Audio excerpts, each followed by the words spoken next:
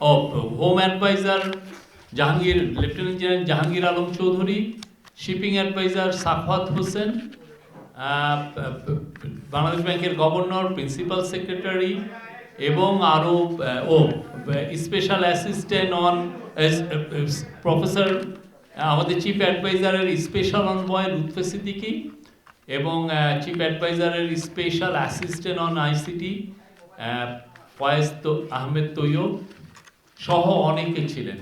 তো আজকে খুবই বলবো যে প্রাণবন্ত এবং খুবই অনেক বড় একটা ডিবেট হয়েছে এবং এই বিষয়ে অনেকগুলো ইম্পর্টেন্ট ডিসিশন এসেছে, যেই ডিসিশনগুলো বাংলাদেশের জন্য আমি বলবো কিছু ডিসিশন খুবই যুগান্তকারী। এই পুরো বিষয়গুলো নিয়ে বলবেন হচ্ছে আমাদের এক্সিকিউটিভ চেয়ারম্যান বিডা, উনি এছাড়া মিডারও প্রধান এবং উনি at the same time PPP অথরিটির প্রধান, বেজারও প্রধান। উনি এই বিষয়ে আলোকপাত করবেন। Thank you. আচ্ছা, সো আমরা শুরু করি। আসসালামু আলাইকুম সবাইকে। অ্যান্ড খুবই দুঃখিত আপনাদেরকে অনেকক্ষণ বসে রাখার জন্য, আমরাও লাঞ্চ না করে অনেকক্ষণ বসেছিলাম। সো বাট খুবই ইম্পর্টেন্ট মিটিং ছিল। তার কারণ হচ্ছে যে আপনারা যদি একটু পিছিয়ে হিস্ট্রি দেখেন, যে এই ইনভেস্টমেন্ট প্রমোশন এজেন্সি যেগুলো আছে, বিডা, বেজা, ইভেন বেবজা, হাইটেক পার্ক, এদের সবারই গভর্নিং বোর্ড এর চেয়ারম্যান হচ্ছেন প্রধান উপদেষ্টা বা প্রধানমন্ত্রী। তাতে যে বড় চ্যালেঞ্জটার মুখোমুখি হতে হয় এই সংস্থাগুলোকে, সেটা হচ্ছে তাদের সময় পাওয়া যেহেতু খুব কঠিন, গভর্নিং বোর্ডগুলো অনেক দিন পরপর হয়। ইনফ্যাক্ট গত সরকারের আমলে অ্যাভারেজে প্রতি 5 বছর পরপর এক একটা গভর্নিং বোর্ড হতো। আমরা এই বছরের শুরুতে একটা গভর্নিং বোর্ড করেছিলাম এপ্রিল মাসে, আবার এখন আরেকটা গত বছরের শুরুতে আর এখন আরেকটা গভর্নিং বোর্ড করলাম। সেটা মানে আমাদের এই অর্গানাইজেশনগুলোর রেকর্ডের তুলনায় খুবই দ্রুত হয়েছে। বাট আমার মতে আসলে প্রবাবলি প্রতি 6 মাস অন্তর একটা গভর্নিং বোর্ড হওয়া উচিত প্রত্যেকটা অর্গানাইজেশনে, যেহেতু প্রত্যেকটাই খুবই ক্রুশাল বেশ কিছু ইস্যু নিয়ে কাজ করে। তো প্রথমে আজকে বেজা, বাংলাদেশ ইকোনমিক জোন অথরিটি, তাদের গভর্নিং বোর্ড হয়েছে। বেজার গভর্নিং বোর্ডে যে অনেকগুলা ইস্যু নিয়ে আলাপ হয়েছে, তার মধ্যে যেগুলো একদম খুবই হাইলাইট করার মতো বড় কয়েকটা ইস্যু আমি আপনাদেরকে একটু শেয়ার করি, তারপরে আমরা কোয়েশ্চেন অ্যান্সার নিব। প্রথম যে ইস্যুটা নিয়ে আলাপ হয়েছে সেটা হচ্ছে, বা নীতিগত সিদ্ধান্ত হয়েছে, সেটা হচ্ছে ফ্রি ট্রেড জোন নিয়ে।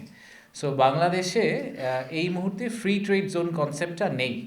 ফ্রি ট্রেড জোন বলতে আমরা কি বুঝাই? ফ্রি ট্রেড জোন বলতে আমরা একটা অলমোস্ট ডিমড ওভারসিজ টেরিটরি বুঝাই, যেখানে কাস্টমসের কোনো বাধ্যবাধকতা থাকবে না এবং সেখানে রিএক্সপোর্ট করা যাবে, সেখানে স্টোরেজ করা যাবে, সেখানে ম্যানুফ্যাকচারিং করা যাবে করে আবার।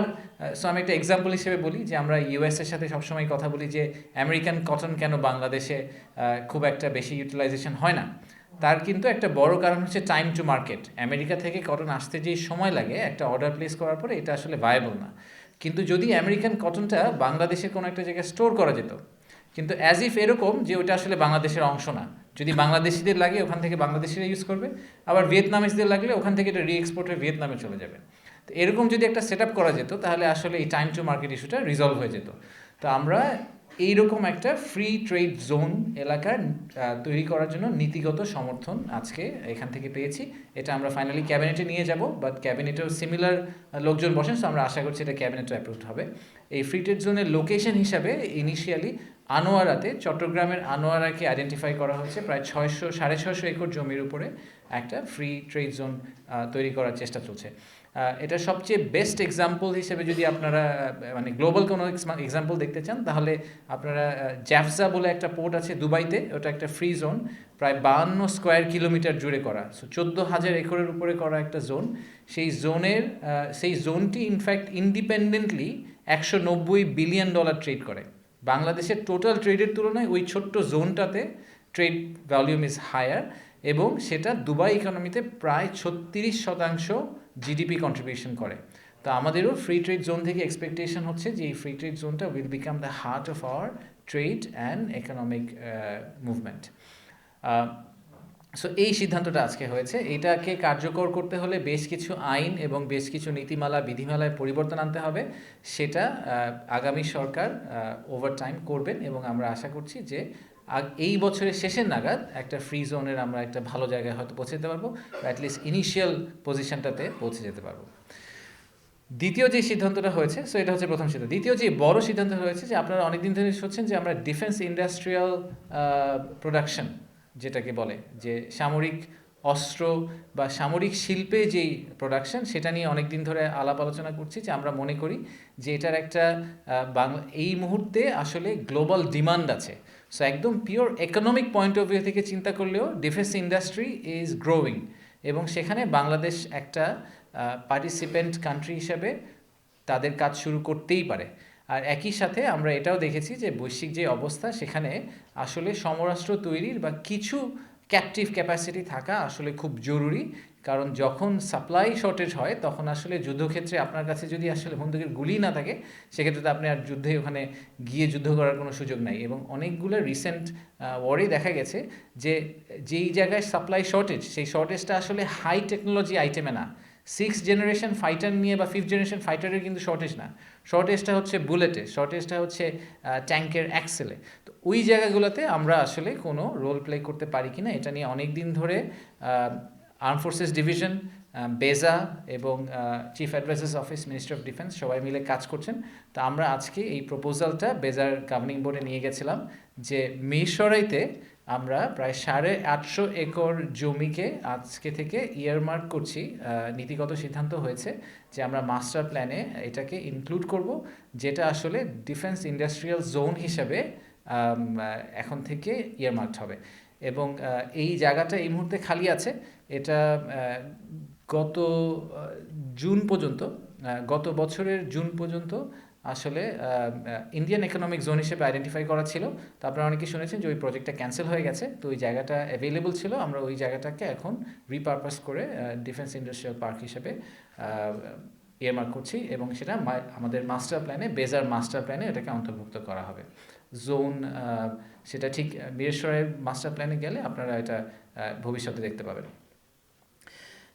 এর পাশাপাশি আরও কিছু ছোটোখাটো ডিসিশন হয়েছে, এইগুলোর তুলনায় রিলেটিভলি ছোটোখাটো, বাট খুব একটা ছোটো না। আরেকটা হচ্ছে যে কুষ্টিয়া সুগার মিল, যেটা এই মুহূর্তে আমাদের যেহেতু সুগার মিলগুলো অনেকেই স্ট্রাগল করছেন, তাকে আমরা রিপারপাস করার চেষ্টা করছি কীভাবে তাদেরকে আমরা আরেকটু ভালো জায়গায় নিয়ে যেতে পারি। তো কুষ্টিয়া সুগার মিলটাকে ইকোনমিক জোন বেজার সাথে একসাথে কাজ করে কিভাবে এটাকে আমরা পুনরায় একটা পুনরুজ্জীবিত করতে পারি, সেটা নিয়ে একটা নীতিগত সিদ্ধান্ত হয়েছে। আমরা সামনে এটা নিয়ে আরও ডিটেল প্ল্যান আপনাদের সাথে শেয়ার করব। যেহেতু ওখানে গ্যাস, ইলেকট্রিসিটি, রোড ইনফ্রাস্ট্রাকচার, যেগুলো আমাদের বিনিয়োগকারীদের জন্য একটা ন্যাচারাল রেগুলার সমস্যা যেগুলো ওনারা ফেস করেন, সেগুলো ওখানে অলরেডি অ্যাভেলেবল আছে। তো ওই জায়গাটাকে আমরা কীভাবে আরও বেটার ইউজ করতে পারি।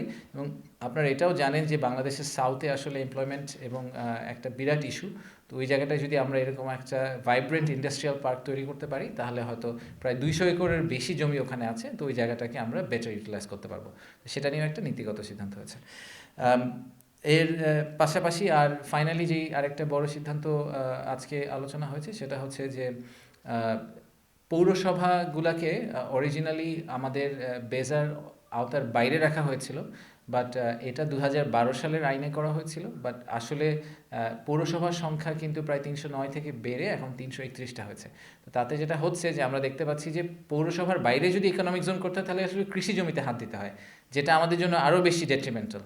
তাই আমরা এখন এই পলিসিটাকে একটু ডিরেকশন চেঞ্জ করার চেষ্টা করছি, যে পৌরসভা এলাকার ভিতরেও আসলে আমরা ইকোনমিক জোন করার অনুমতি দিব। কারণ অনেকগুলো বন্ধ শিল্প কারখানাও আসলে পৌরসভার ভিতরে পড়ে। তো সেগুলোতে যদি আমরা ইকোনমিক অ্যাক্টিভিটি আবার রিজুভিনেট করতে চাই, সেক্ষেত্রে আমাদেরকে ওই সুযোগটা দিতে হবে।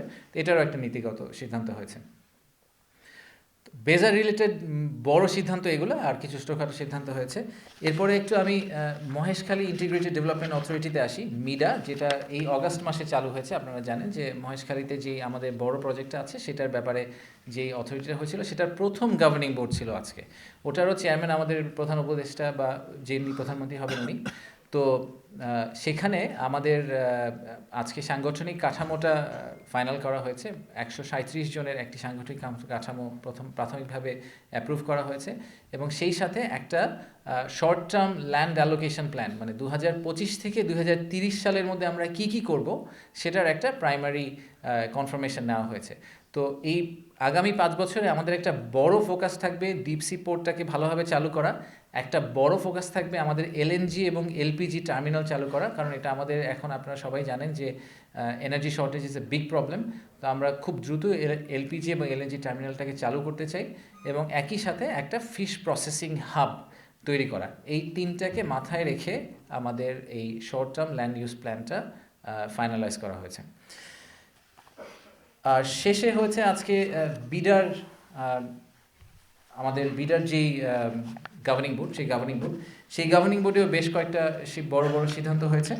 তার মধ্যে প্রথম বড় সিদ্ধান্তটা হচ্ছে যে আমাদের এফডিআই ইনসেন্টিভ স্কিম, এটা নিয়ে আমরা অনেক দিন ধরে কথা বলছিলাম যে প্রবাসী বাংলাদেশিরা যদি বাংলাদেশে এফডিআই নিয়ে আসতে পারেন তাহলে তাদেরকে একটা রেকগনিশন হিসাবে, টোকেন অফ রেকগনিশন হিসাবে আমরা একটা কিকব্যাক দিতে চাই। এটা নিয়ে আমরা অনেকদিন ধরে কথা বলছিলাম, ওটা আজকে নীতিগতভাবে আমাদের বোর্ড অনুমোদন করেছে। এখন এটা আমরা মিনিস্টার অফ ফাইন্যান্সের সাথে আলাপ করে আমরা এটাকে র্যাটিফাই করব। তো বেসিক্যালি আইডিয়াটা হচ্ছে খুব সিম্পল, সেটা হচ্ছে যে আমাদের যারা বিদেশে আছেন তারা সবাই আসলে তাদের নিজেদের একটা নেটওয়ার্ক আছে দেশের বাইরে, এবং তারা ওই সোসাইটির সাথে, ওই ইনভেস্টমেন্ট কমিটির সাথে ভেরি ওয়েল কানেক্টেড। তা আমাদের আশা হচ্ছে যে ওনারা বাংলাদেশে বিনিয়োগ আনাতে সাহায্য করবেন। তো ওনারা যদি বাংলাদেশে বিনিয়োগটা নিয়ে আসতে পারেন তাহলে ওই ইকুইটির একটা পার্সেন্টেজ আমরা আবার সরকার থেকে ওনাদেরকে দিব। ঠিক যেভাবে রেমিটেন্স আসলে আমরা ক্যাশব্যাক দিই, ঠিক সেম স্ট্রাকচারে ইনভেস্টমেন্ট নিয়ে আসলে ওনারা একটা ক্যাশব্যাক পাবেন। খুব সিম্পলি পুট হচ্ছে এই হচ্ছে স্ট্রাকচার। তো এটার জন্য একটা পার্সেন্টেজ নির্ধারণ করা হয়েছে।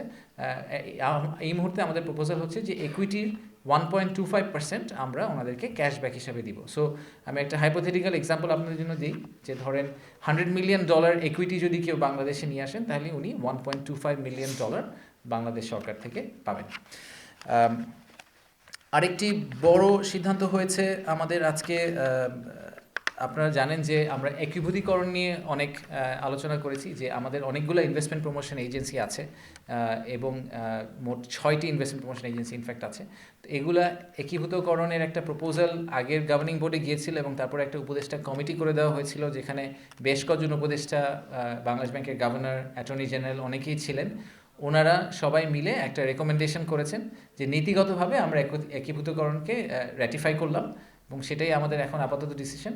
আগামী সরকার এসে এটাকে ইমপ্লিমেন্ট করবে। একীভূতকরণটা কীভাবে হবে সেটার ব্যাপারেও একটা ইনিশিয়াল সিদ্ধান্ত হয়েছে, যে একটা ইন্ডিপেন্ডেন্ট থার্ড পার্টি কনসালটেন্টকে দিয়ে আমরা আসলে নতুন অর্গানাইজেশনের ডিজাইনটা করব, যাতে এই 6টি এজেন্সির কেউই কোনো এডিশনাল সুবিধা বা কোনো ধরনের আলাদা করে কোনো ধরনের ট্রিটমেন্ট না পান।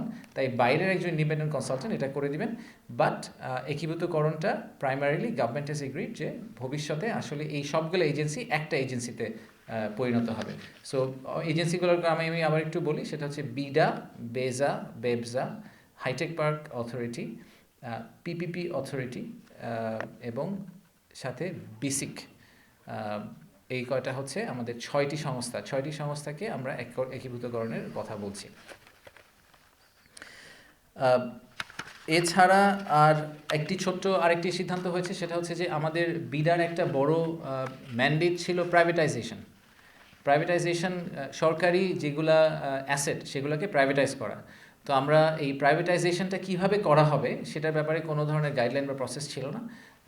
আমাদের ইউজুয়ালি আপনারা জানেন যে প্রাইভেট সেক্টরে এরকম প্রাইভেটাইজ করার সময় একটা ইনভেস্টমেন্ট ব্যাংক অ্যাপয়েন্ট করা হয়, তাদেরকে কমিশন বেসড একটা স্ট্রাকচারে অ্যাপয়েন্ট করা হয়। সেই পুরো প্রসেসটাকে আজকে আমরা অ্যাপ্রুভ করিয়েছি। সো ভবিষ্যতে আমরা এটাকে ইউটিলাইজ করতে পারবো। আর ফাইনালি আরেকটা ছোট জিনিস, এটাও আমরা আগে হয়তো আলাপ করেছি, সেটা হচ্ছে যে বাংলাদেশের বাইরে বিডার কোনো অফিস করার সুযোগ হবে কিনা, এটার ব্যাপারে আমরা একটা ইনিশিয়াল নীতিগত সিদ্ধান্ত নিয়েছি, যে China followed by South Korea followed by European ইউনিয়নের কোনো একটা দেশে আমরা ধীরে ধীরে বিডার অফিস সেট আপ করা শুরু করব।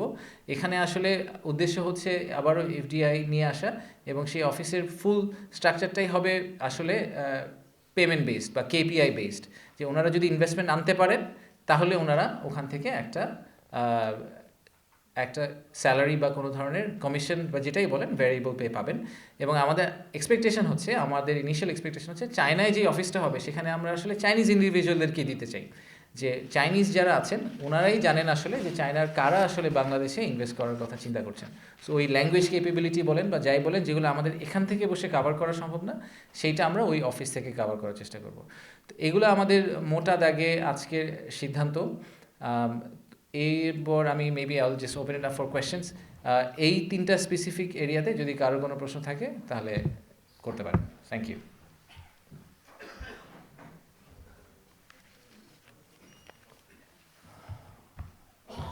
জাগরণ।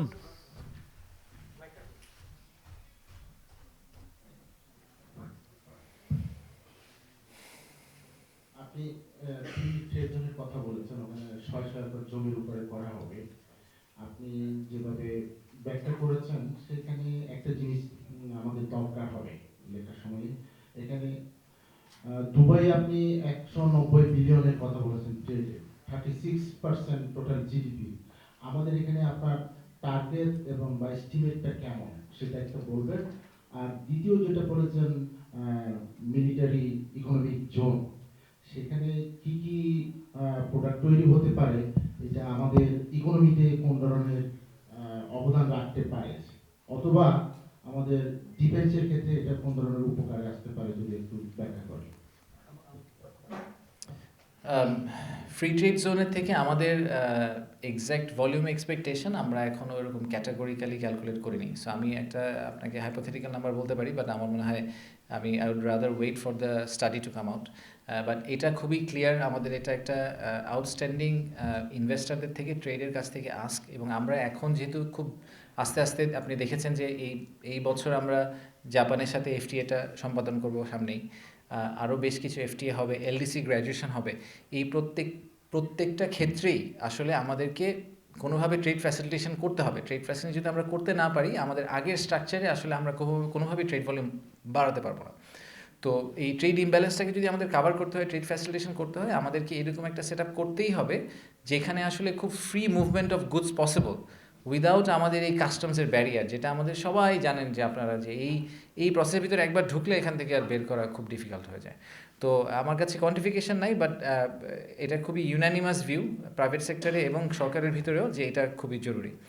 আর ডিফেন্স ইন্ডাস্ট্রিয়াল জোনে কী ধরনের প্রোডাকশন হবে সেই ব্যাপারে আসলে এটা যেহেতু একটা আন্তরাষ্ট্রীয় বিষয়, আমার মনে হয় সেটা ডিফেন্স ইন্ডাস্ট্রিয়াল জোনের যারা অপারেটর তাদের কাছে থাকলেই ভালো হয়। আপনারা খুব সহসাই জানতে পারবেন যখন চুক্তি সম্পন্ন হবে, কারণ আমাদের এক্সপেকটেশন কিন্তু এরকম না যে আমাদের কিন্তু অলরেডি বাংলাদেশ অর্ডিন্যান্স ফ্যাক্টরি আছে যেখানে আমরা কিছু প্রোডাকশন করি, বাট আমি বলছি না যে এরকম অর্ডিন্যান্স ফ্যাক্টরি আরেকটা অর্ডিন্যান্স ফ্যাক্টরি 2, 3, 4 হবে, সেটা কিন্তু এক্সপেকটেশন না। এক্সপেকটেশন হচ্ছে যে আমরা অন্যান্য দেশের সাথে টেকনোলজি ট্রান্সফার করব, জয়েন্ট ভেঞ্চারে যাব, তাদের সাপ্লায়ার হব, এবং ইভেনচুয়ালি ফেজ 2-তে আমরা প্রাইভেট সেক্টরকেও ডিফেন্স ইন্ডাস্ট্রিয়াল প্রোডাকশনে ঢুকানোর ব্যবস্থা করব।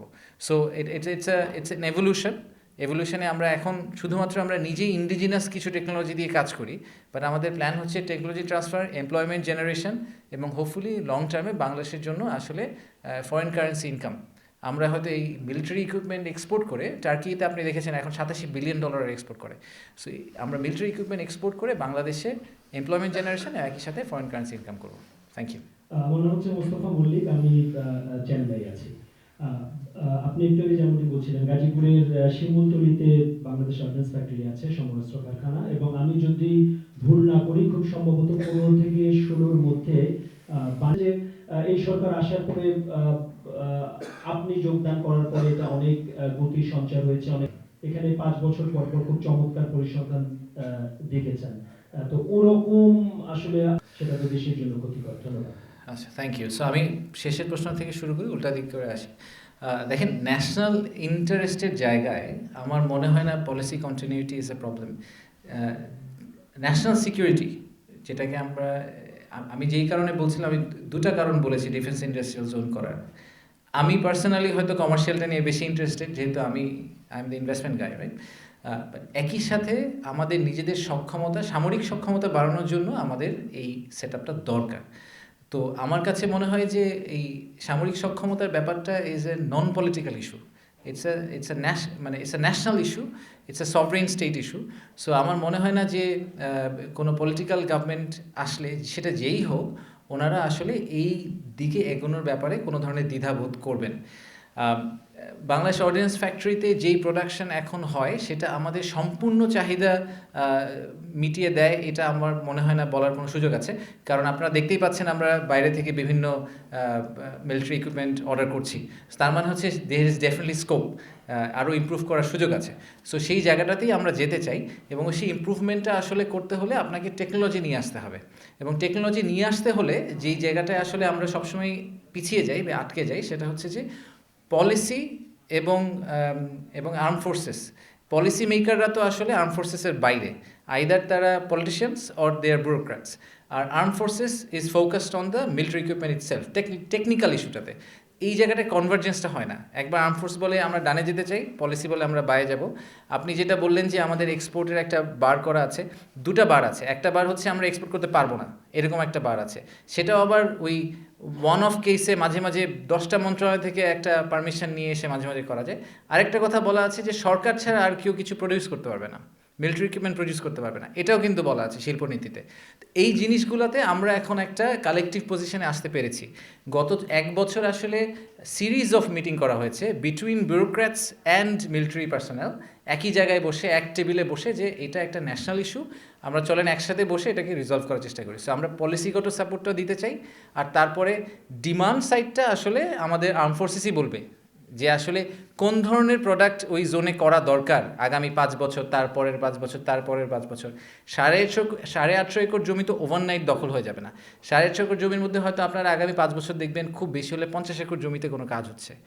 আস্তে আস্তে এটা বড় হবে, ওইখানে হয়তো একটা রানওয়ে হতে পারে আমাদের, যদি আমরা ওই লেভেলে চলে যাই। সো দ্য পয়েন্ট বিং যে আমরা একটা জায়গায় ইয়ারমার্ক করতে চাই, ইটস আ স্টার্ট, এবং আমরা মনে করছি যে এখন একটা পলিসি এবং ডিমান্ড অ্যালাইনমেন্ট আছে, এবং আর্ম ফোর্সেসের সাথে ব্যুরোক্রেসির এবং গভর্নমেন্ট পলিসি মেকারদের সবার মধ্যে একটা জেনারেল অ্যালাইনমেন্ট আছে, যেটা আমাদের দেশের জন্য দরকার। সো এখন দরকারটাকে বাস্তবায়নের কাজ আসলে একটা গভর্নমেন্ট, মাল্টিপল গভর্নমেন্ট ধরে হবে, আগামী 15-20 বছর হবে। সেটা আমি আশা করি যে কোনো পলিটিশিয়ানই মনে করবে এটা দেশের জন্য জরুরি, সো তারা এটা নিয়ে কোনো ধরনের সমস্যা করবে না। Thank you. জি, আমি আব্বাসউদ্দিন নয়ন, আমি বিজনেস স্ট্যান্ডার্ড থেকে কাজ করি। একটু হাত নাড়াবেন ভাই, দেখতে পাচ্ছি। আবারও ডিফেন্স ইন্ডাস্ট্রিয়াল পার্ক নিয়ে বলি। আমরা দেখেছি যে আমাদের আসলে ইকোনমিক জোন হওয়ার পরে 5-7-10 বছর চলে যায়, কোনো ইন্ডাস্ট্রি হয় না। তো ডিফেন্স ইন্ডাস্ট্রিয়াল পার্ক আপনারা করছেন, এটাতে কোন দেশের ইন্টারেস্ট পেয়েছেন কিনা? ছোট কোশ্চেন, পরে সেটা হলো আমরা বলি আসলে বিকেন্দ্রীকরণের কথা সবসময়। এক জায়গায় সেবা হলে সবাই সেবা পেতে কষ্ট হয়, ব্যবসায়ীদের ঝামেলা হয়। তো আমি ছোটবেলা থেকে বিকেন্দ্রীকরণের কথা শুনে আসছি, এখন আপনি এসে বিনিয়োগ এটা একটা ডিপ্লোম্যাটিক এবং দ্বিপাক্ষিক ইস্যু, আমার মনে হয় এটা পাবলিক ডোমেনে আলাপ না করাই ভালো। সো এটুকু আমি বলতে পারি যে আপনারা হয়তো খুব ইজিলি প্রেডিক্ট করতে পারেন যে কোন কোন দেশের সাথে আমাদের সৌহার্দ্যপূর্ণ সম্পর্ক আছে। সেই সব দেশের সাথেই আসলে আমরা এগুলো নিয়ে আলাপ করছি। এই মুহূর্তে 1-এর অধিক দেশের সাথে আমাদের এটা নিয়ে আলোচনা হচ্ছে। সো এগেন যখন জিনিসটা ফর্মালাইজ হবে এবং একটা যে পর্যায়ে যাবে যেখানে এটাকে পাবলিক করা সম্ভব, তখন আমি শিওর যে সরকার থেকে সেটাকে পাবলিক করা হবে। আপনার দ্বিতীয় প্রশ্ন ছিল বিডার যে আউটবাউন্ড সেট আপ নিয়ে, সেটা আসলে অলমোস্ট একটা এজেন্সি মডেলের মতো, যেখানে ওনারা যদি ইনভেস্টমেন্ট নিয়ে আসতে পারেন, ওনারা যখন সেমিনার করবেন, ওনারা ইনভেস্টর ধরে নিয়ে আসবেন, তখন সেইটার বেসিসে ওনাদেরকে আমরা একটা কমিশন স্ট্রাকচারে নিয়ে যাব। এটা আসলে যদি ওনারা কোনো ধরনের ইনভেস্টমেন্ট আনতে না পারেন, তাহলে সরকারের কোনো খরচ নেই। ওনারা যদি আনতে পারেন, তাহলে আমরা খুশি হয়ে ওনাদেরকে এই ধরনের একটা অ্যাপয়েন্টমেন্ট দিতে পারি। আর আপনার থার্ড যে পয়েন্টটা, যে সেন্ট্রালাইজেশন ভার্সেস ডিসেন্ট্রালাইজেশন, আমি আপনার সাথে কমপ্লিটলি একমত যে একটা পর্যায়ে পর্যন্ত ডিসেন্ট্রালাইজেশন ভালো, বাট আমাদের অনেক এক্সাম্পল আছে বাংলাদেশে যে আমরা ডিসেন্ট্রালাইজেশনকে একটা সুযোগ হিসেবে নিয়েছি। এটা সবচেয়ে বড় এক্সাম্পল হচ্ছে বাংলাদেশে যতগুলো মন্ত্রণালয় আছে, এই মুহূর্তে 39টা মন্ত্রণালয় আছে, ডিভিশন যোগ করলে 57টা। পৃথিবীর খুব কম দেশেই এতগুলো মন্ত্রণালয় আছে। শুধু শিক্ষার জন্য মাল্টিপল মন্ত্রণালয় আছে, তো তাতে কি আমাদের শিক্ষার কোয়ালিটি ইমপ্রুভ করলো? তাতে করলো না। So decentralization is logical up until it makes sense. আমার এই মুহূর্তে 3টা রিয়েল এস্টেট কোম্পানি আছে, বেজা, বেবজা, হাইটেক পার্ক অথরিটি। প্রত্যেকে ডেভেলপমেন্ট করে। একজন বলে সে আইটি পার্ক বানায়, একজন বলে সে রপ্তানি জিনিস বানায়, আরেকজন বলে সে রপ্তানি আমদানি সব কিছু জিনিস বানায়। So what is the point? এটা তো কোনো লজিক্যাল পজিশন থাকতে পারে না।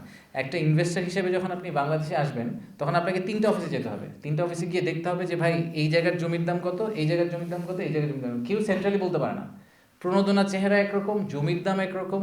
মানে বাংলাদেশ যে একটা দেশ, এটা ইনভেস্টরের জন্য মনে করার কোনো কারণই নেই, কারণ তাকে 6টা অফিসে ঘুরতে হয় বোঝার জন্য যে বাংলাদেশের ইনভেস্টমেন্ট ল্যান্ডস্কেপ কীরকম। এটা তো হইতেই পারে না। এটা irrational decentralisation is not a good idea. So এই কারণে আমরা এটাকে একটা সিঙ্গেল ফেসে নিয়ে আসতে চাই। Thank you. আমি শেখ আবু তালেব, বিডি নিউজ 24 কাজ করি। ধন্যবাদ এই সরকারের শেষ সময়ে এসে এত বড় একটা সুন্দর সিদ্ধান্ত নেওয়ার জন্য।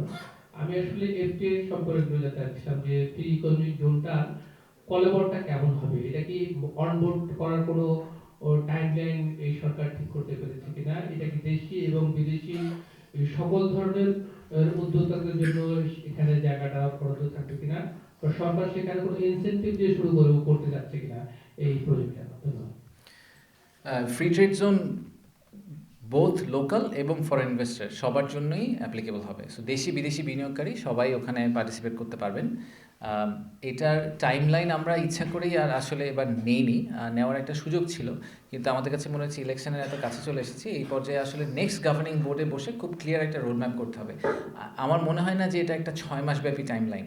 একটা ফ্রি ট্রেড জোনকে চালু করতে অনেক কাঠখড় পুরাতে হবে। এটা যত মানে তাত্ত্বিকভাবে জিনিসটা খুবই ভালো আইডিয়া এবং এটাকে কাগজে করে দেওয়া খুব ইজি, কিন্তু এরপরে আপনাকে আমি একটা এক্সাম্পল দিই যে আমরা আজকে যে রেকমেন্ডেশনটা করেছি সেখানে আমরা বলেছি যে 2টা আইন, একটা বিধিমালা এবং 5টা নীতিমালাকে বদলাতে হবে ফ্রি ট্রেড জোন চালু করা শুরু করার আগেই। কাস্টমস আইন, এই আইন, সেই আইন, বিকজ ফরেন এক্সচেঞ্জ রেগুলেশন, অনেক কিছুকে চেঞ্জ করতে হবে। তো এই টোটাল 8টা জিনিসকে যে বদলাতে হবে এটা আবার এক এক মন্ত্রণালয়ের কাজ। তো এই পুরো জিনিসটাকে এক্সিকিউট করার জন্য আসলে একটা ফুল ওনারশিপ এবং ফুল ফোর্স দরকার।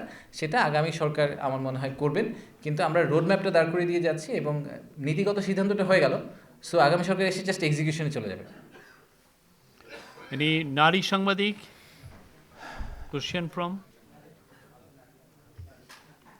Thank you. Oh, বলেন।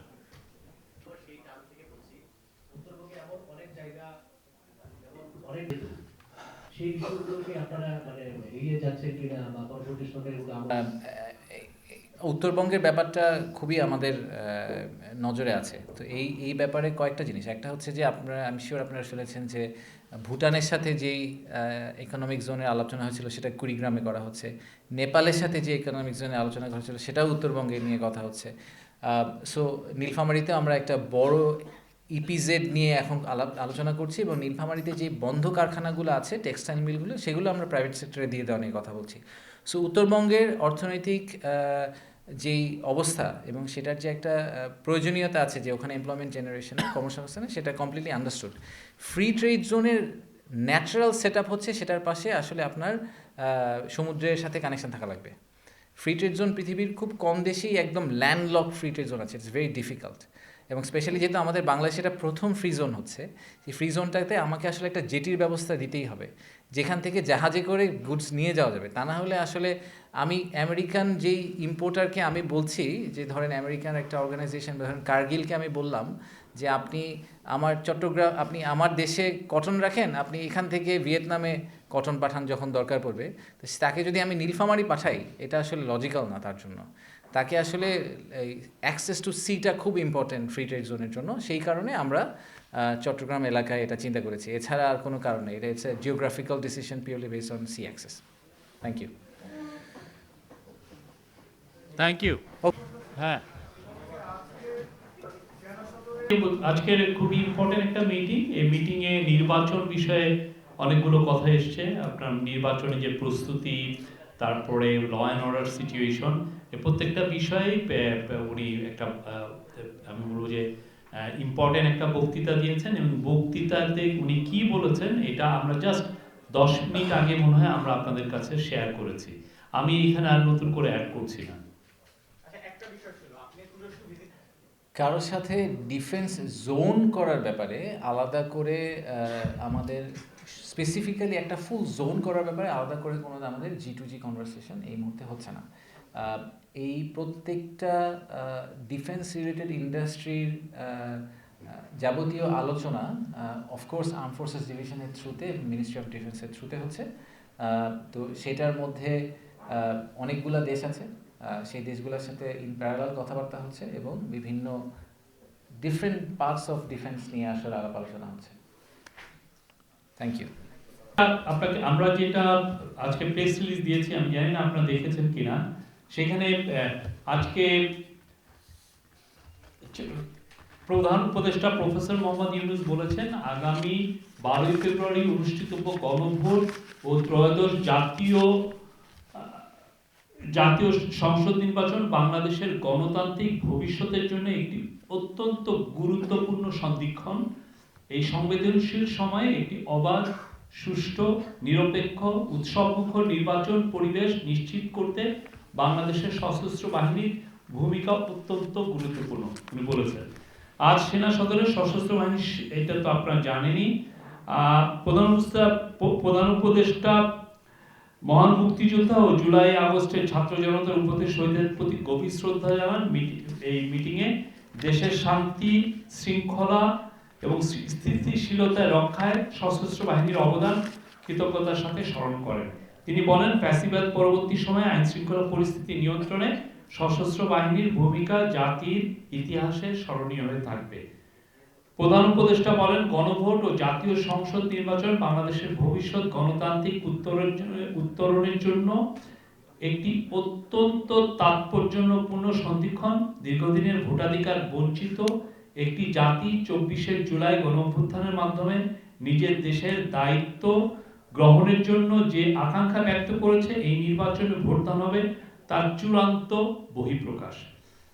তিনি বলেন, গণভোটের মাধ্যমে মানুষ যেমন ভবিষ্যৎ রাষ্ট্র ব্যবস্থা নির্মাণে তার মতামত ব্যক্ত করবে, তেমনি সংসদ নির্বাচনের মাধ্যমে তারা সেই মতামত বাস্তবায়নের জন্য যোগ্য জনপ্রতিনিধি নির্বাচন করবেন। তাই এই নির্বাচনের গুরুত্ব অতীতের যে কোনো সময়ের চেয়ে অনেক বেশি গুরুত্বপূর্ণ। তিনি বলেন, এই নির্বাচনের আয়োজনের ক্ষেত্রে আমাদের মনে রাখতে হবে যে তরুণদের একটা বিরাট অংশই এবারই প্রথমবারের মতো ভোট দিতে যাচ্ছে। এছাড়া বড়দের মধ্যে অনেকের দীর্ঘদিন ভোটাধিকার বঞ্চিত ছিলেন। এরকম একটি পরিস্থিতিতে সকল ভোটারদের জন্য একটি শঙ্কামুক্ত উৎসবমুখর ভোটের পরিবেশ নিশ্চিত করতে আমাদের সকলের দায়িত্ব রয়েছে। দেশের সামগ্রিক বাস্তবতায় আমি মনে করি এই দায়িত্ব সঠিকভাবে পালনের জন্য সশস্ত্র বাহিনী একটি অত্যন্ত গুরুত্বপূর্ণ অংশীদার। সক্ষম, পেশাদার, নিরপেক্ষ, জনমুখী বাংলাদেশ সশস্ত্র বাহিনী এই গুরুদায়িত্ব সাফল্যের সাথে সম্পন্ন করে জাতিকে একটি অবাধ, সুষ্ঠু, উৎসবমুখর নির্বাচন উপহার দিতে সর্বোচ্চ সহায়ক ভূমিকা পালন করবে বলে তিনি আশাবাদী। তিনি বলেন, একটি অবাধ, সুষ্ঠু ও গ্রহণযোগ্য নির্বাচন গণতান্ত্রিক রাষ্ট্রের মূল ভিত্তি। দেশের প্রতিটি নাগরিক যেন ভয়মুক্ত পরিবেশে কোনো প্রভাব ব্যতীত নিজের ভোটাধিকার প্রয়োগ করতে পারে তা নিশ্চিত করার লক্ষ্যে প্রশাসন ও নির্বাচন কমিশনকে সর্বোচ্চভাবে সহায়তা প্রদান করতে হবে। Thank you.